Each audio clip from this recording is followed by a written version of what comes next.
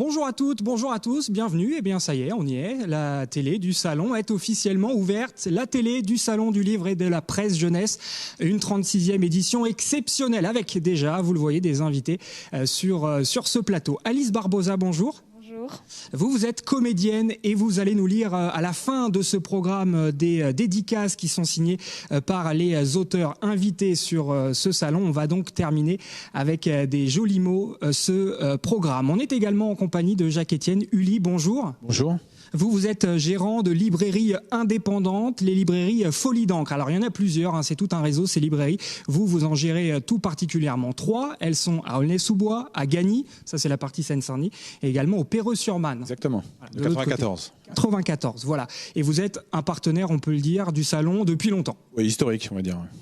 Voilà. Par le biais de votre librairie, et je crois aussi qu'il y a une association. L'association des libraires du 93, Librairie 93, qui en fait gère une partie des stands du salon. Ouais. Alors la première question évidemment en ce moment quand on voit des libraires, c'est de savoir comment ça va avec ces histoires de confinement, reconfinement. Aujourd'hui, comment ça se passe pour vous? Comment ça va? Comment se portent vos librairies? Alors les librairies se portent pas si mal vu le contexte, mais c'est vrai que notre métier a eu un profond changement, notamment avec l'irruption de l'e-commerce et du click and collect, qui a changé pas mal d'habitudes, et c'est vrai que nous, on a dû s'adapter très rapidement à ce nouveau paradigme, on va dire, et ça, c'était assez dur pour nous. Ouais. Mais globalement, ça va bien. Malgré tout, on sent un mouvement de soutien pour les commerçants de proximité, comme on dit. Est-ce que ça, vous sentez les effets? Oui, surtout maintenant, au premier confinement, c'était tellement soudain qu'on a vraiment eu un blackout pendant quasiment 2 mois. Ça nous a donné le temps de nous organiser. Et c'est vrai que là, on sent un soutien populaire assez fort, notamment en banlieue. Hein. C'est que les situations ne sont pas les mêmes dans les librairies.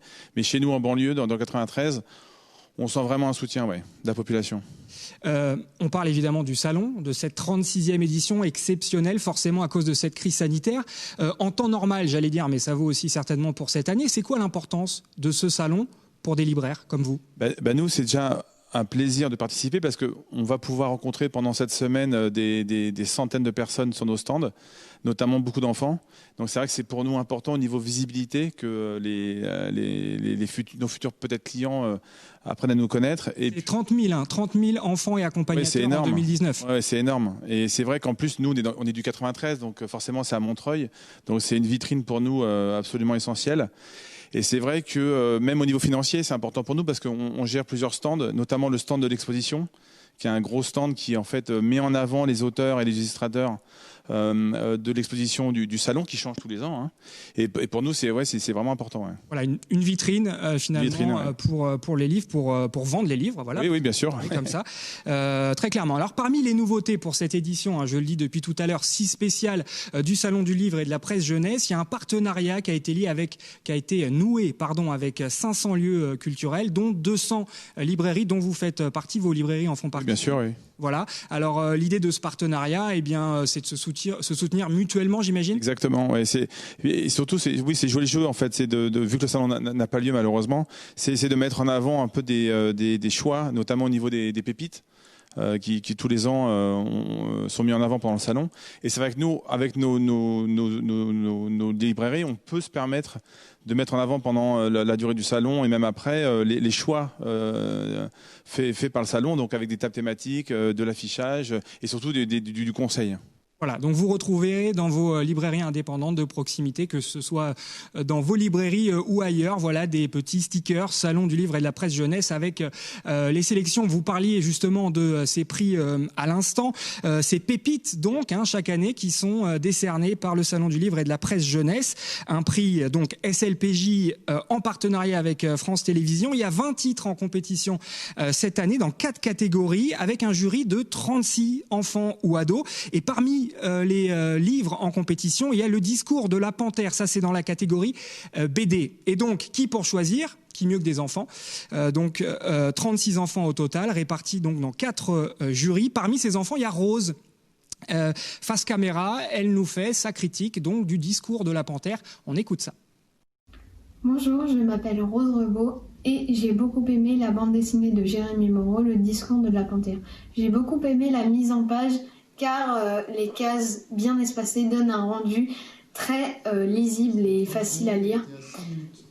J'ai beaucoup aimé ça. Et j'adore les dessins. On voit que Jérémy Moreau adore dessiner des animaux et d'ailleurs elle le fait très bien. J'ai aussi adoré que plein de petites histoires se forment dans un livre et qu'elles se retrouvent toutes à la fin du livre. Voilà, c'était mon avis sur le discours de la panthère de Jérémy Moreau. Eh ben c'est très bien. Merci beaucoup Rose donc pour cette critique du discours de la panthère catégorie bande dessinée cette année donc pour ce prix Pépite Salon France Télévisions. On le disait tout à l'heure, Jacques-Étienne Ully, c'est un repère finalement pour les libraires que ce prix Pépite pour savoir où sont les bonnes trouvailles de l'année. On est d'accord ? Ah oui, nous en tout cas dans nos librairies. Chaque année, on suit vraiment les pépites parce que c'est choisi par des jeunes, par des enfants. Donc c'est notre cible. Enfin c'est notre public, c'est nos clients, c'est nos lecteurs. Donc il faut absolument qu'on soit présent là-dessus aussi. Donc c'est vrai que et en plus la plupart du temps c'est des excellents choix. Donc on n'a aucun souci à suivre les pépites tous les ans.